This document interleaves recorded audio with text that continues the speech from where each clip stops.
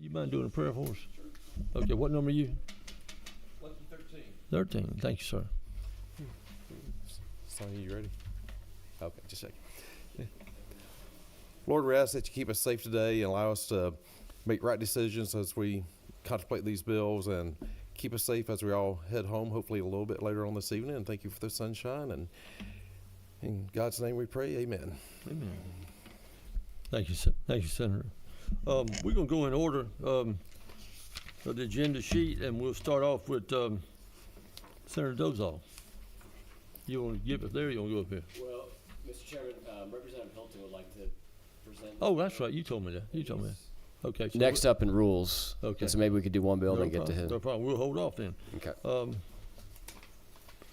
Mr. Barrett, he's not here. Okay. So we're gonna jump to the lady. The lady is here.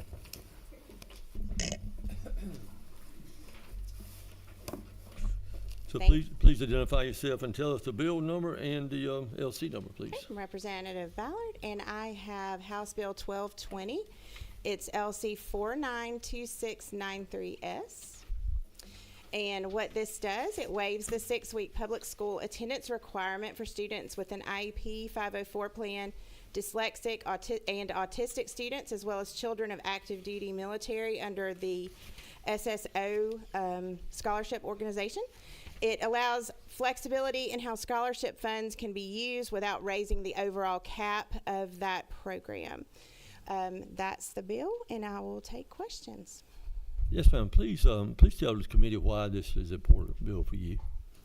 Well, it's important because I represent a military community, and we have a number of military families that, you know, it makes it hard for them to come and do 6 weeks in a public school and then go to the school of their choice. Okay. Senator Dozal. Thank you, Mr. Chairman. We did hear this bill in the last committee meeting, and at the appropriate time, I'm prepared to make a motion.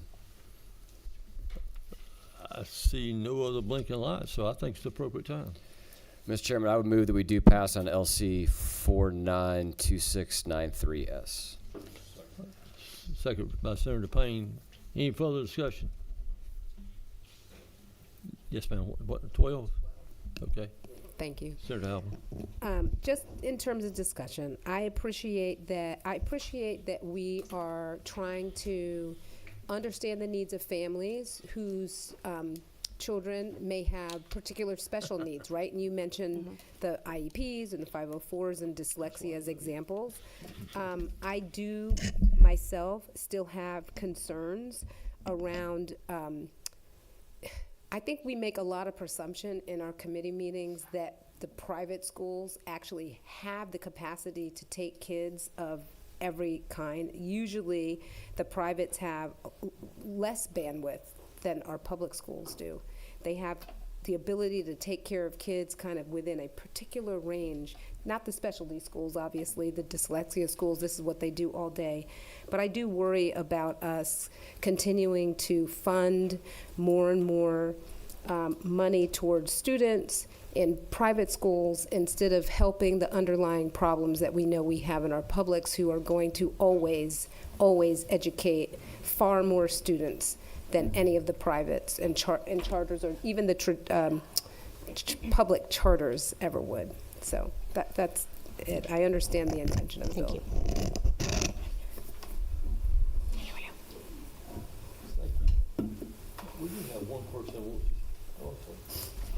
We do have one person who wants to speak on the bill. Brooke, M-E-L-S, Brooke, man. Oh, way over there. Okay.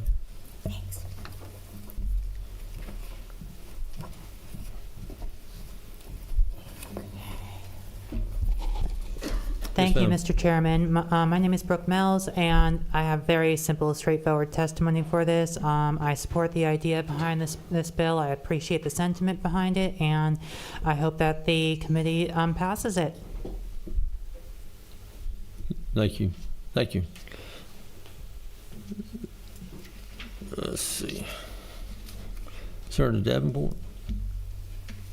I guess we all look alike. 'Cause it's the third time today y'all call me No, that's Senator all right. Davenport. But I'm Senator Well, all y'all- Donzola James. all y'all- And Davenport not even on this Senator committee. James, I'm sorry. Oh, I'm gonna, Jesus. you know, I think, our. But person- it's a compliment because she's Well, a thank wonderful you, ma'am. person. I Thank appreciate you. I appreciate you letting me off the hook. I forgot what I wanted to ask now. Okay. No. I like what you are trying to do, but I too have a concern, especially since I have a grandson who's autistic. And I know that I tried to get him in one of the schools once when this first concept was passed. And they had to put him on a lottery or something. He's never been able to get in there now.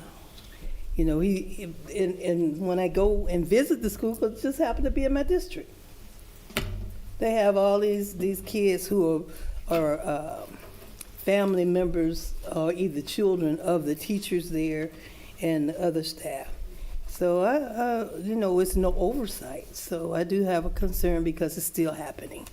So I wanted to know what could we do to make sure that if you apply and there's room for you, that you get there and don't have to get thrown in a lottery or whatever they do. And when is the lottery? Where, I said, can I come and observe? They said, oh, no, we just do a lottery. So, and that's in Douglas County. Okay, well, without knowing, that specific school and being able to talk to them, I don't know that I can speak to that specific, exact example. It's not the only place that is happening. Like I said, I'm all for helping special needs kids, definitely. And then I have a vested interest in that. I do have my grandson. Now he's 14. I tried to get him in since he was 6. So I just thought, what could we do to strengthen these bills when they come like this to make sure that they would be considered, even if they are allowed to get the monies. So, Mr. Chairman, I do have a real concern. Yeah, thank you. Thank you, ma'am, for your comments. We've got a first, we got a second, and now all in favor of passing the bill, raise your right hand. 1, 2, 3, 4, 5. All opposed? 1, 2, 3, 4, 5 to 4. Okay. Thank you, Mr. Chairman. Who's going to carry it for you? Senator Still is Good. going to carry Okay, this. very good. Great guy. Thank you. Okay, thank you so much. Yes, ma'am. Thank you.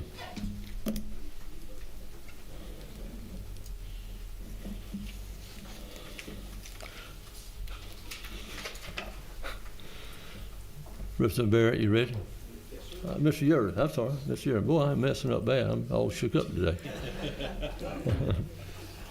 Our jeweler. Now, many of y'all don't know, I had a great conversation with him yesterday. This gentleman's a jeweler. Yes, sir. Yes, sir. For the ladies. There's he- always an occasion. Yeah, for the ladies, for the ladies up here, he makes jewelry. We do. Yeah.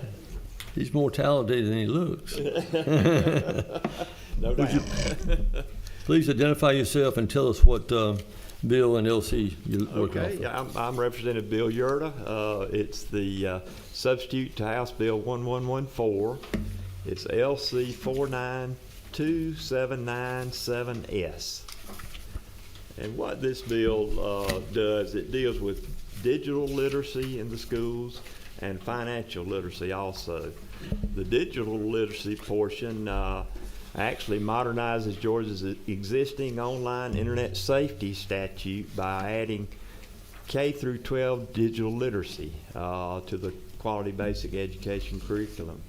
The bill actually strengthens academic readiness while adding safety to students and preserving flexibility to the schools, and requires no new testing or course requirements.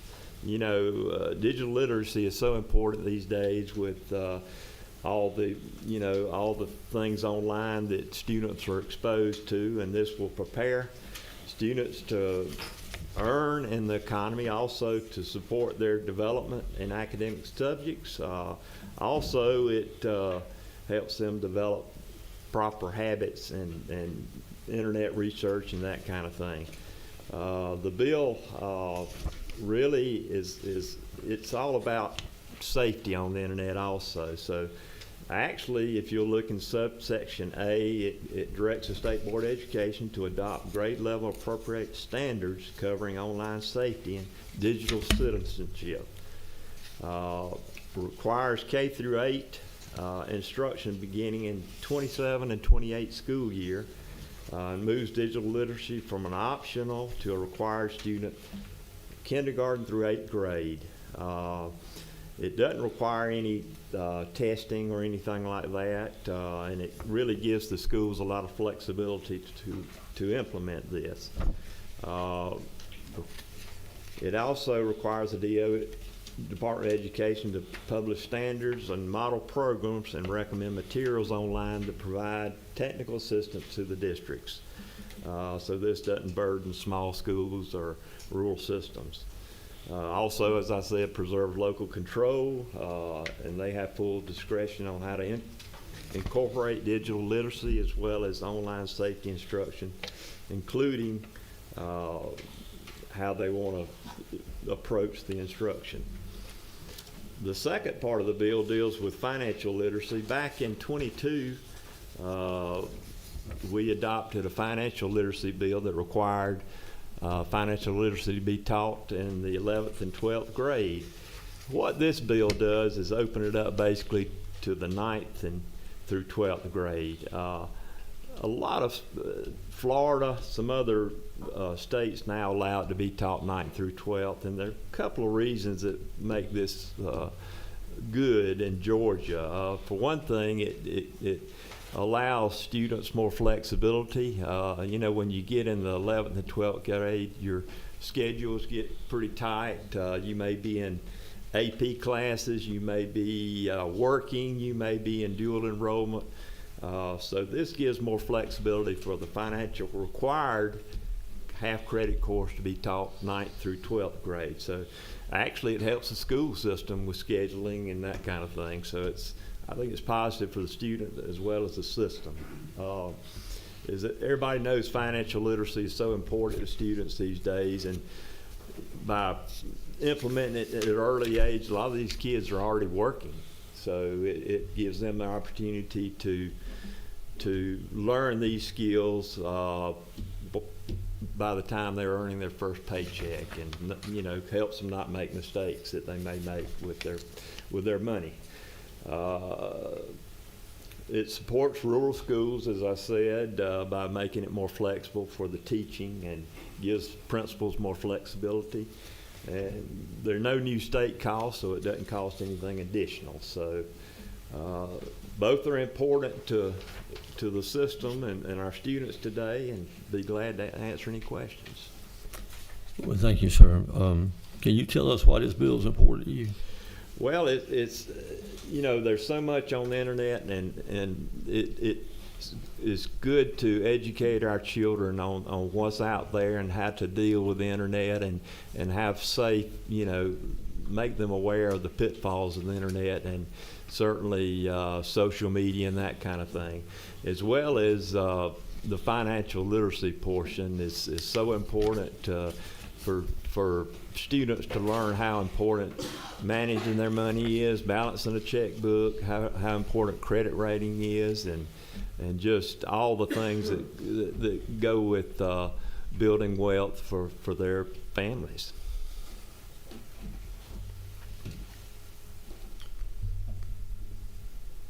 I'm sorry, we're having senators ask us if we need help, but we're in good shape. That's what I was trying to represent. So on both sections, I totally agree with you. Yes, I think it's a great idea, because I don't think a lot of parents just kind of leave it up to their children and kind of wade through things and that type of thing. So this really left up to the State Board of Education to design the program, and I guess decide on what grade level to implement it, or whether it's implemented on all grades. Actually, both pieces of it start with actually kindergarten. Right. through, of course, 12th grade is. But the mandatory part of financial literacy is 9 through 12, where you do the That's half right. credit course. But the systems, it develops a grade level appropriate instruction, for the younger ages. Certainly it's not as detailed as you would have in the 9th through 12th grade. I agree. We got a question for number 13. Our sweet mate, Senator Bearden. Yes, sir. How you doing today? I'm great. How are you? I'm well. Lines 135 through 147. We got a lot of stuff here prohibiting anything dealing with gambling, which I support, but does that also limit the Georgia Lottery if they want to be in part of this as well? I don't think so. I don't feel like. I think gambling is separate from what we're doing in the state with the Georgia Lottery. So I don't think that affects that in any way. So a school could, if they wanted to, could partner with the Georgia Lottery or Georgia Lottery. I suppose so. Yes, sir. Okay. Thank you. We have any other questions concerning it? We got one person wants to speak. You mind coming on up, Brooke? Yeah.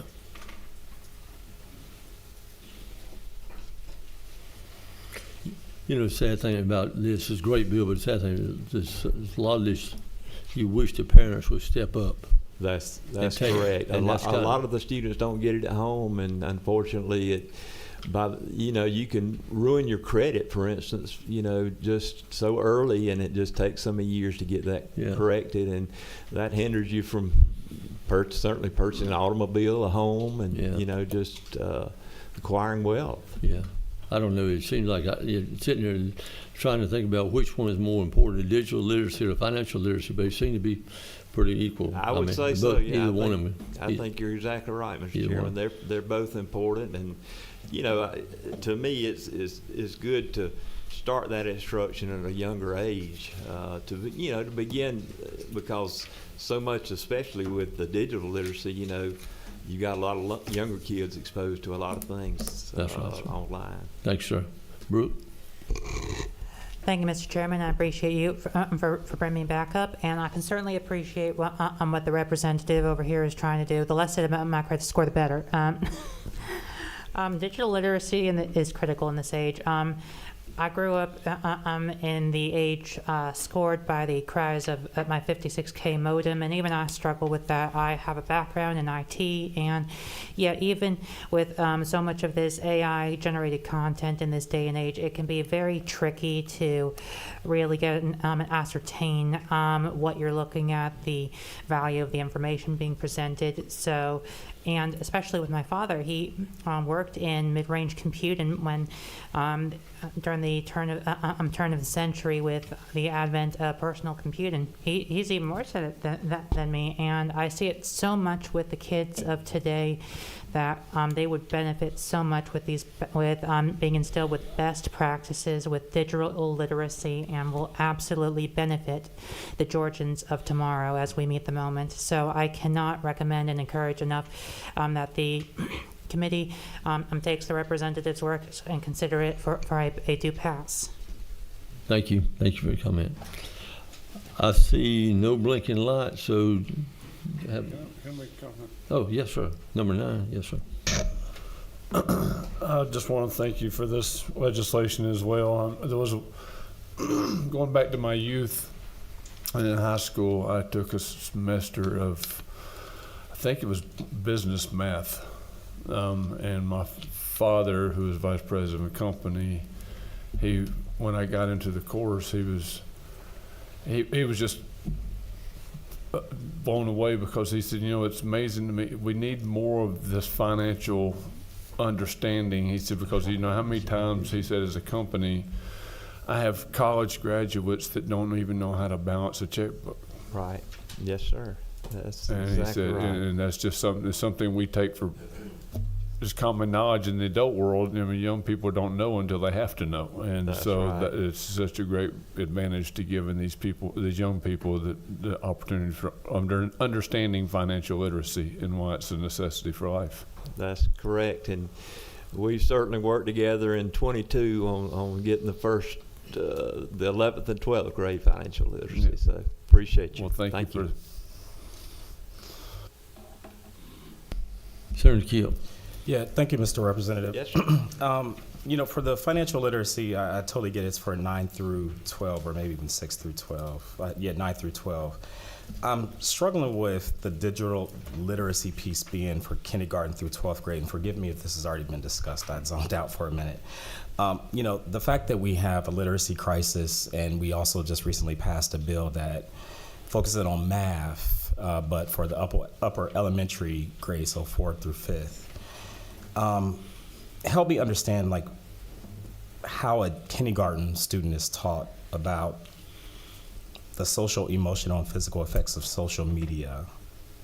Well, I honestly And think things like that. it's good to start out early because so many of these, I mean, I've heard of, you know, their children's, a lot of children pre-kindergarten have iPads and things like that. So I think the earlier you start that, and of course it's going to be grade level instruction, you know, whether it's, you know, it certainly won't be as detailed as it would in the upper grades, but, you know, to begin that discussion in the earlier years, I think is very important. And so it would be the K through 3 teachers that would be responsible for teaching this, right? Well, it's not a course, if that's what you mean. It's more or less just instructing the students that they're, you know, on, you know, things that deal with digital literacy. And so, like, is there like a model curriculum or like something, an example from another state? 'Cause my concern, what I'm getting at, is teachers are already stretched thin, and we have 70% of our kids aren't reading on grade level, and so now we're putting something else on teachers' plates to have to teach them, even if though it, you know, it has the right intentions in mind. I'm just concerned about so many things we're adding on to teachers, asking them to teach when we're still trying to catch kids up. I understand where you're coming from, but just like I say, just appropriate grade level, you know, instruction, and just to begin that discussion, I think is important. Yeah, thank you. Thank you, Yes, sir. sir. And I think, Senator Kemp, I think the bottom line of this is going to be left up to the State Board of Education, and I think probably most of the people on this committee, except for maybe you, are not educators, and so we have to depend on people like that to make the right decisions. If I may, just one more question. Yes, sir. Because I see originally it said 6 through 12, but then it was changed to kindergarten. Why was that change made? You know, I think just the issue, like I said before, just to try to get it earlier, you know, earlier instruction, because there's so much exposure out there, and there's so, you know, to learn how to properly navigate, you know, online. So I think it, you know, as far as not only the safety aspect, but just to be able to do the things, you know, to prepare people for work and that kind of thing. Got it. I just want to say, had it been still at 6, I would have supported this. I just am really concerned about us putting too much on teachers at a time when we really have to be focusing on literacy and math. So I just wanted to share that. It's not because I don't agree with what you're doing. Thank you, sir. Thank you. I see your point. My Oh. wife was a first grade teacher. Yeah. So I understand. I will not mess this one up. Senator James. Thank you very much, Mr. Chairman. I like what you're trying to do, and just because it's you, I want to vote for it. But Well, I do have a question. Yes, ma'am. You said that it would protect students from all of the things that is going on the computer. How? Are you gonna, Well, are you going to? I don't know. I don't know Put that it some would. kind of app on it, or? I don't know. Maybe I used the wrong term, but I think probably what we want to do is to educate them on what's out there and just help try to Awareness. prevent them from making those mistakes. You know, we certainly can't. We're not advocating following students around. No, but I was just wondering too about 6-year-old and Yes. those grade. Yeah. They just cut the computer on and play with it, and they get I excited understand. about some of the things that they could Yes, ma'am. retrieve from it. Yes, So I was, that's, to me, but- that's a lot of the danger there. And, you know, kids today have tablets and things Yeah, at they do. preschool, so. I was just wondering if you're gonna block Sometimes, some like- things. You can like block, we- right? Block? Sometime we talked like before that sometimes at home, they don't necessarily get that instruction needed to True. navigate online. And I think this would help in that aspect of navigating online and just alerting students at a younger age that there are potential pitfalls out there. Thank you. And it's such a changing world. You know, AI is just, good gracious, I know. it's changing everything. So that's certainly that's part of the instruction. Certainly in the older students. Thank you very much. Yes, ma'am. Senator Payne? Mr. Chairman, appropriate time, I'd like to make a motion. Senator McNeil, would you mind? Second. I'll make a motion to pass. Okay. And Senator McNeil seconds it. Is that correct? You were looking my way, so I thought that's what you. Okay. Okay. And we have a second. So all in favor, raise your right hand, please. I mean, we got, I think all of us. Senator. That doesn't sound good. I didn't mean to sound like that. Okay. Thank you. Thank you, Representative. Who's going to carry the bill for you? Senator Hours. Good. Thank you. Thank you, committee. Oh, but Senator Kemp. Don't call him out. That's funny. Senator Dozal, we ready? Senator Hilton's here. Okay, we ready? Yes, sir. Yes, sir, please.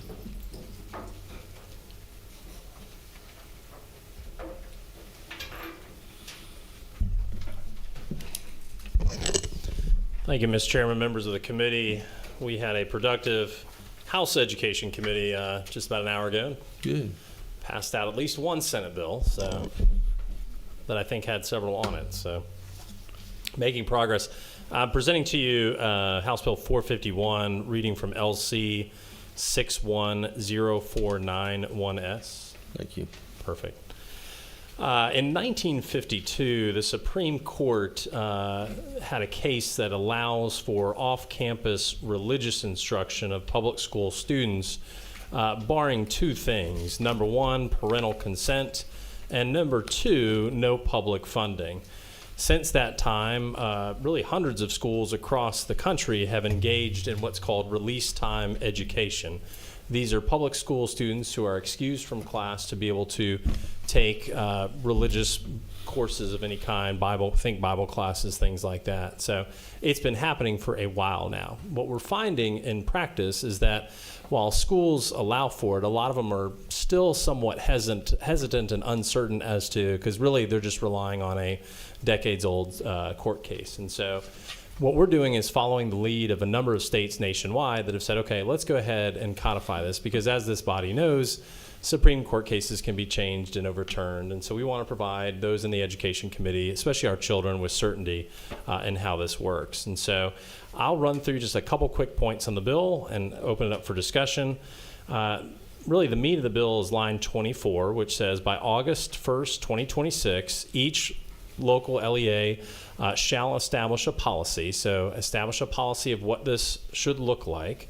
Line 27, speaking to the Supreme Court case, the student's parent or legal guardian shall provide written consent for a student to be able to participate in this sort of program.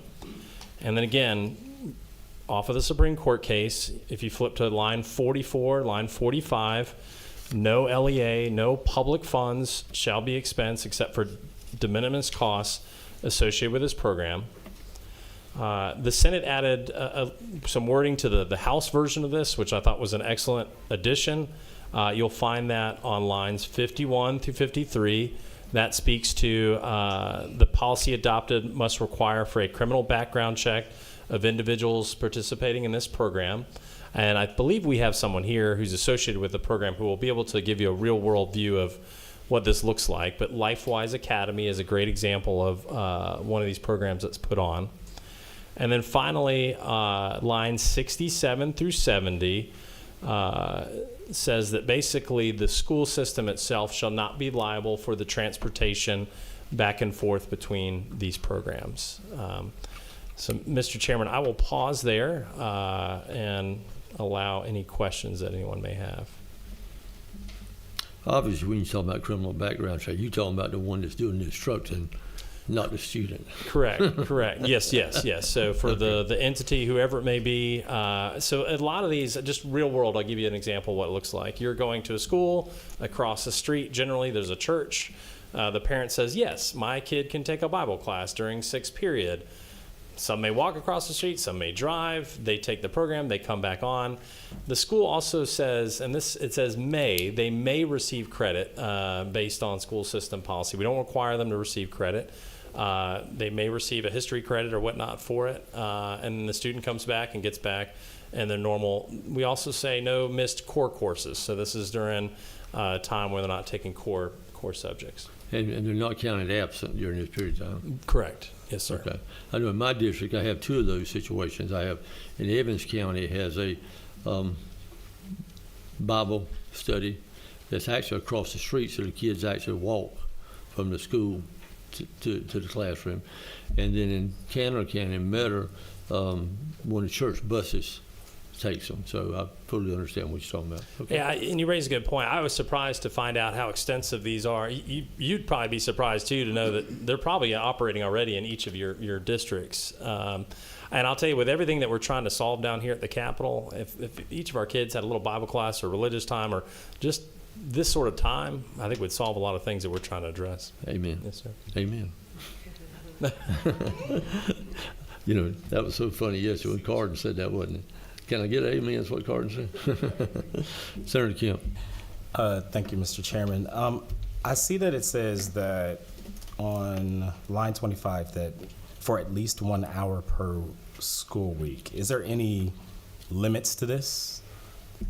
Like, is there any limitation to how much school that they can miss? I don't see that anywhere in here, so I was just curious if I missed it. Yeah, so we wanted to set kind of a minimum floor, so there'd be no So there's upper no limit, max. but it's up to kind of school policy to decide. And I know our testimony is going to testify to generally how much, you know, and I think it's generally about 1 hour per school week. But again, that would be set by the local school system policy.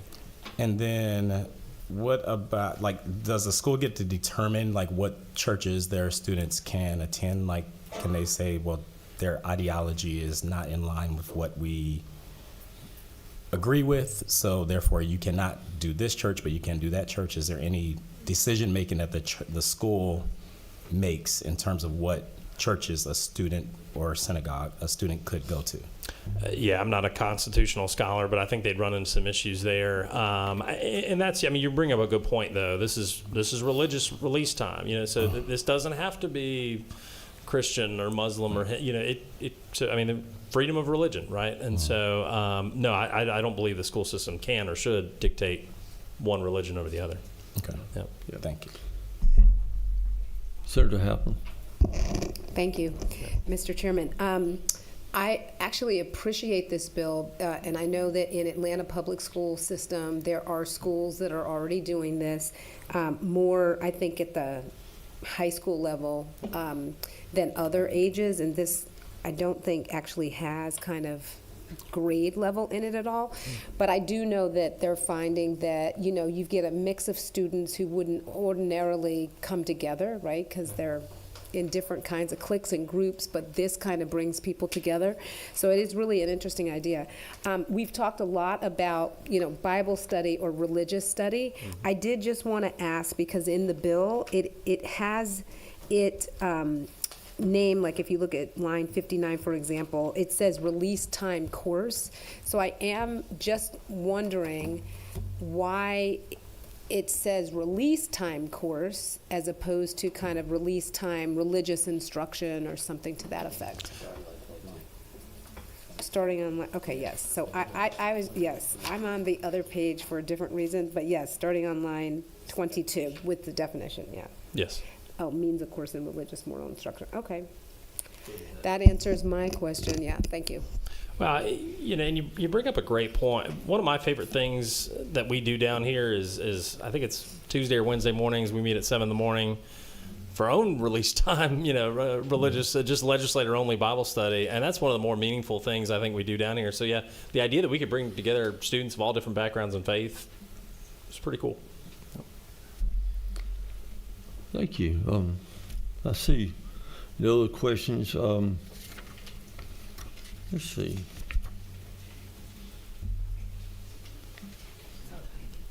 Brooke, thanks. You're signed up on this one also? No. Okay, okay. Thank you, thank you. Okay, see no other questions. Looking for a motion. Yeah.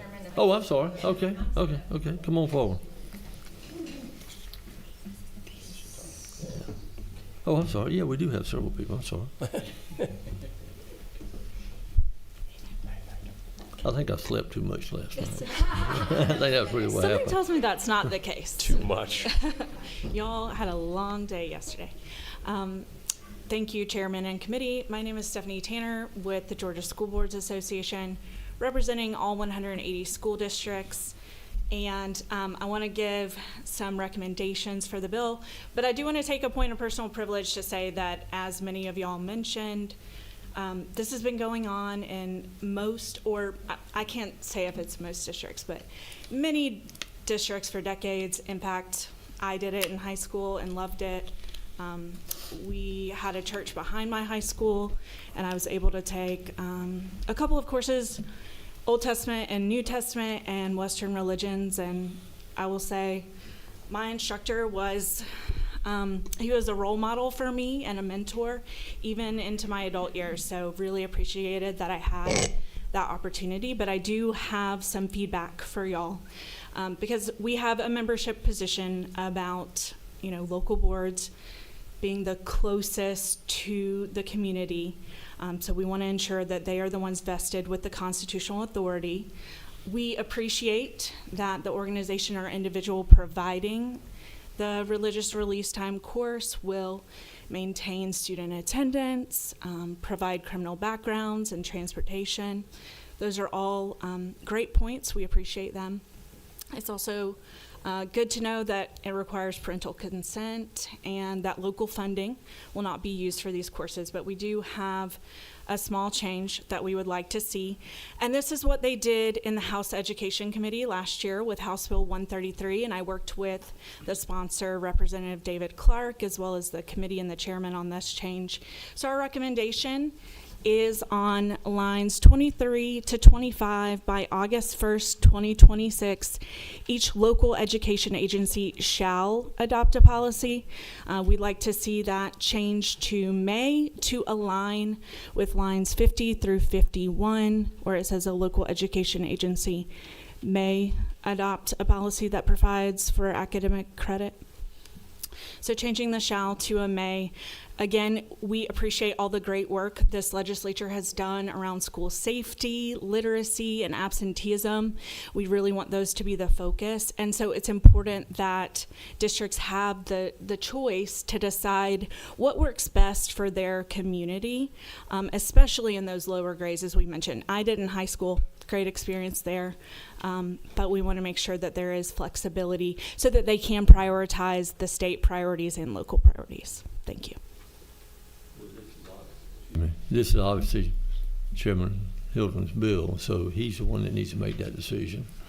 Thank you, Mr. Chairman, and I appreciate the feedback, and I'm glad we're in agreement on about 99% of the bill. Unfortunately, I think that change may weaken the bill to the point where it's probably not. I agree. The shall really emphasizes the.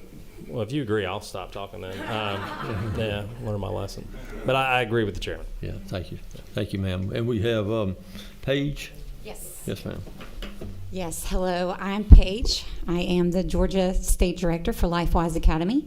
We offer the Bible classes for the public school students. We've got an easy plug-and-play model that we've done nationwide. We are in about 60,000, we have 60,000 students enrolled right now in the Bible classes, and we are just really getting started.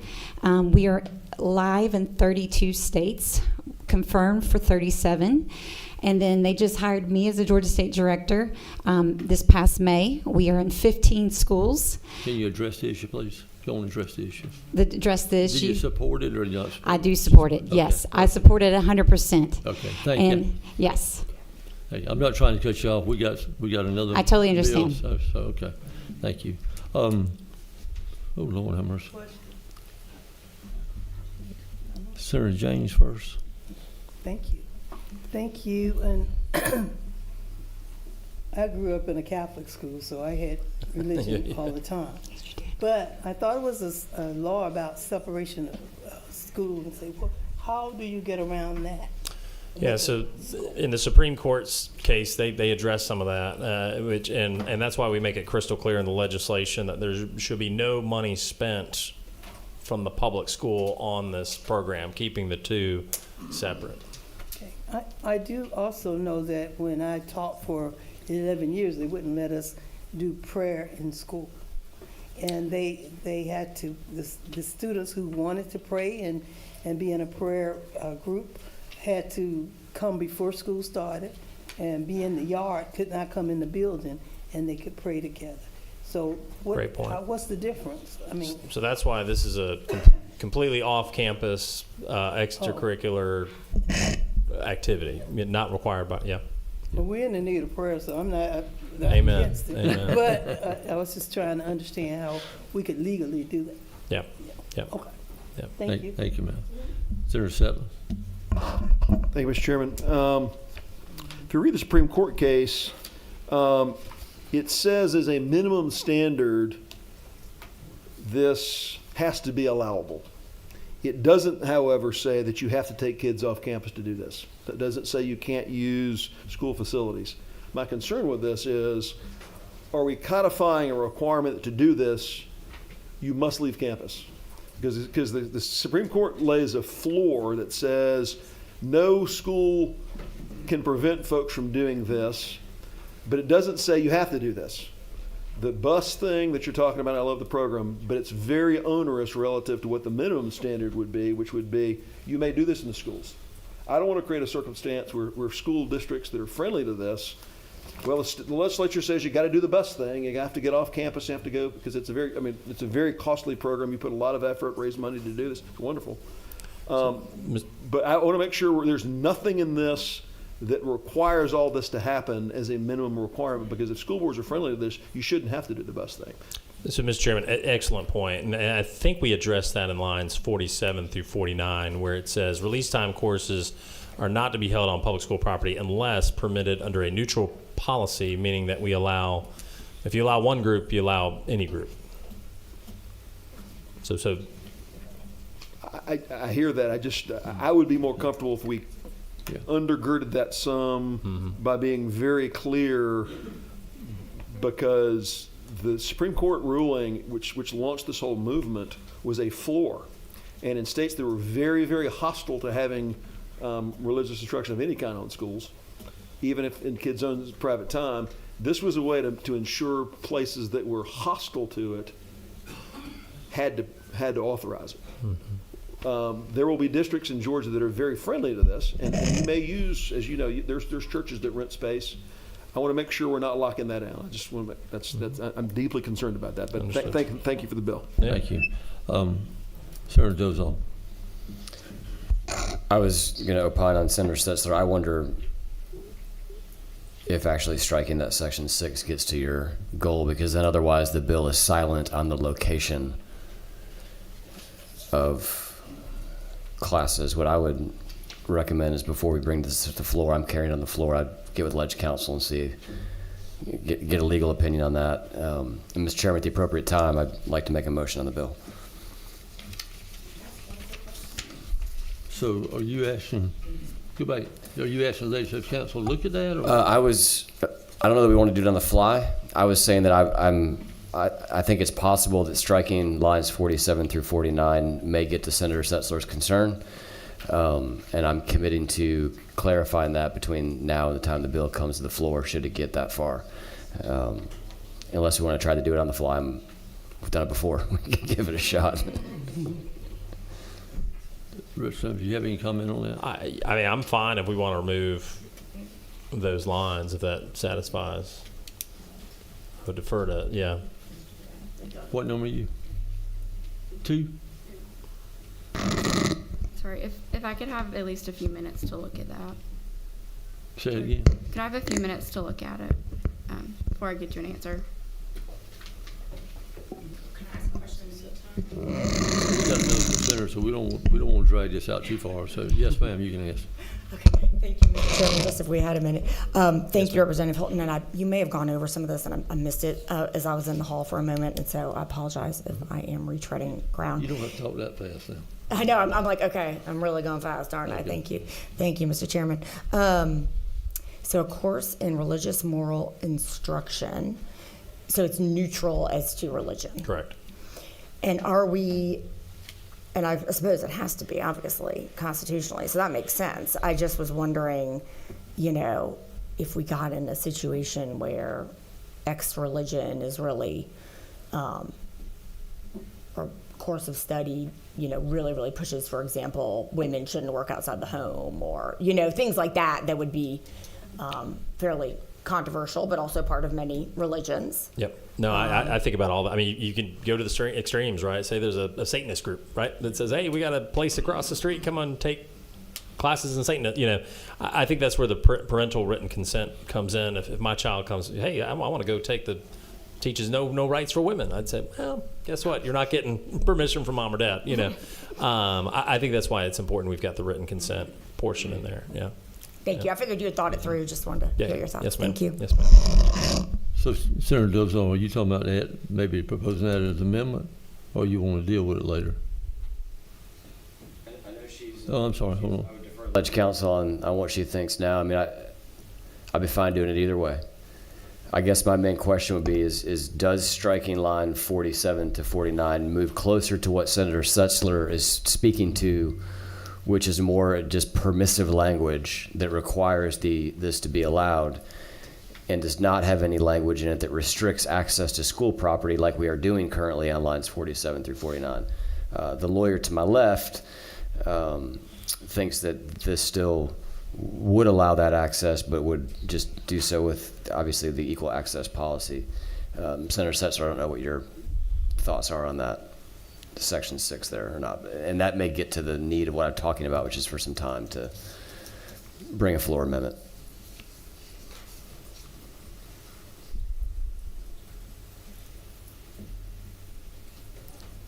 You want to address his comment? No, I'm the attorney. You want to address his?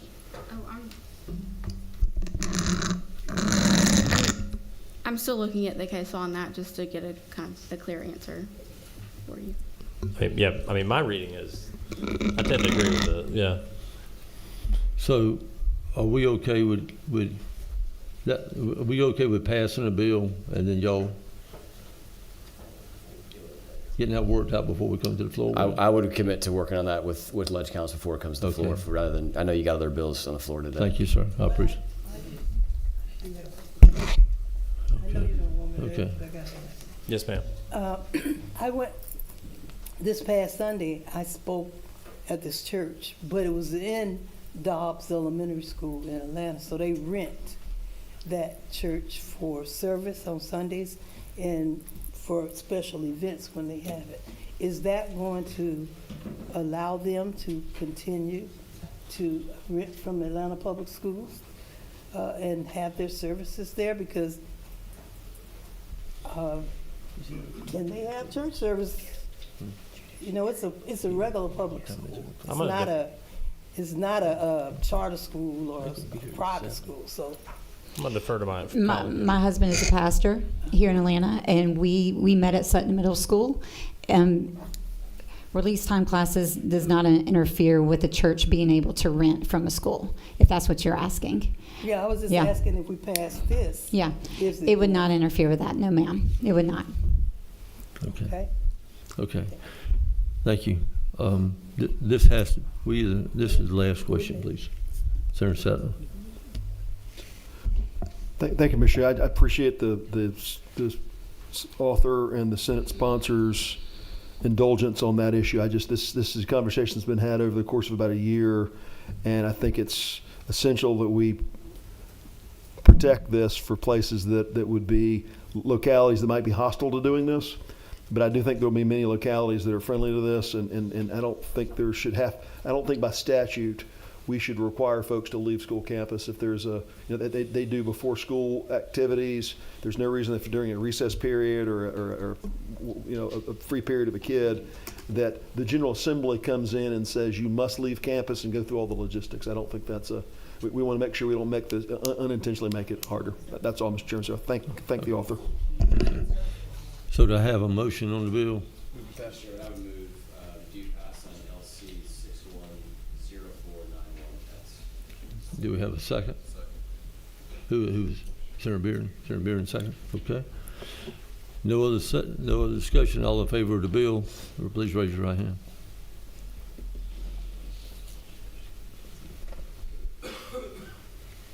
You got him. Again. Someone's got to fight. I Thank love you, it. sir. I love it. We will really appreciate the people. Yeah, and all y'all good. getting together before it comes in. And I think Senator Dozal's gonna carry this, right? Yes, sir. Okay, thank you. Thank you. Thank you, sir. Appreciate your patience. Representative Barrett, who has been so kind to hold up the wall in the back, he could have moved to the front and put more pressure on us, but he was kind enough to sit at the back and just kind of. I actually didn't see you standing back. I promise, I wasn't hiding, I promise. Yes, sir. If you would please, we got judiciary coming here at 4 o'clock, so I think we actually got some members of judiciary already sitting in here. You can be quick. Well, I know that, but aren't you on judiciary also? Okay, that's what I'm talking about. Yeah, okay. 1 minute. Okay, so let's jump on to it. We got it. Bill number, name, bill number, LC, the whole deal. Thank you, Mr. Chairman. House Bill 634 is the Georgia Special Needs Scholarship bill, or at least that's the bill the issue it addresses. LC number is 61048-5S. This is a substitute with a few minor tweaks that as requested by the Department of Education. House Bill 634 is a pretty simple bill. This legislation serves to make several administrative changes to the Georgia Special Needs Scholarship Program. I'd like to be very clear, it does not an expansion of the program in any way. It does not change current policy in any way. Instead, the bill just serves to improve the program for parents, school administrators, the Department of Education, and with increased transparency requirements, us as lawmakers. I'd like to begin by saying that if you've been on this committee for a while, you probably remember hearing this issue before. This bill has been around for 3 years now. Over that time, it has not met any opposition whatsoever by any group or any association or any lawmaker. 2 years ago, the House passed the same bill, then House Bill 579 by a vote of 169-0, and the Senate committee approved it unanimously. This committee approved it unanimously. Unfortunately, it didn't make it out of Senate rules that year. So this year, the House passed this again. It was 168-0. I'm hopeful that you will give your favorable consideration to this today. If you'd like, I can quickly walk through the bill. Section 1 gives the department the ability to correct scholarship amounts in the event a student's IEP does not match their QBE enrollment count. It also authorizes the department to provide payments through electronic transfer rather than mailed in paper checks, just bringing it into the 21st century. Section 2 is mostly cleanup code from Legislative Council, but on line 7 it requires the Department of Education to provide parents with scholarship amounts in a more timely manner, enabling families to plan and determine if they can afford to pursue a different educational option. It also gives further definition to the scholarship amount appeal process established in 2021. This would clarify that parents may appeal the scholarship amounts when a service is included in a student's IEP but was not included in the student count calculation. Section 3 of the legislation increases transparency into the program, providing more information on the types of students who are utilizing the special needs scholarship program. It will also help parents by providing information on the types of conditions private schools are able to serve. The changes in HB 634 are small. They are simply designed to take a program that's utilized by about 6,300 children in the state of Georgia out of 1.7 million, but it's a very important program. And it just makes life a little bit easier for them and a little bit easier on the Department of Education. Okay. Since there's no question, I'm gonna ask Michael, you apparently, you didn't sign the sheet, but you have a comment? I'm his aide on Okay. this legislation. We support Thank the you. bill. Senator Kemp. Sir? Say that again? I wouldn't say it, I want to make sure I heard it. Okay, got a motion by Senator Kemp. Need a second? Second by Senator Dozal. I think they're ready to get out of here, aren't they? Okay. So all in favor, please raise your right hand. Down? Okay. Okay. All but one. Well, thank y'all very much. Look forward to seeing you. Our next meeting will be on Tuesday. Thank you, Mr. Thank you. Chairman, Thank you, sir. ladies and gentlemen. Business we adjourned.